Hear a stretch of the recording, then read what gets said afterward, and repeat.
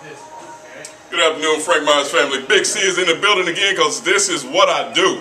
Been 3 days, that's too long for Big C. Y'all know that. This is what I do, them zeros that hurt me, baby. But we back in the house again.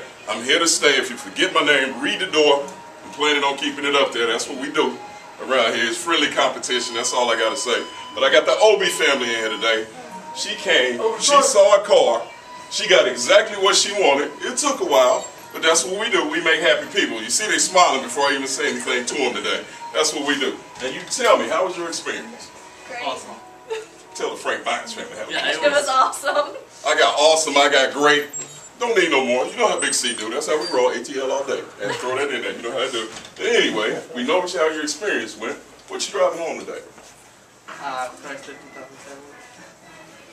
All day. He said he wanted it. They got it. They're driving it home today. That's all we need to know.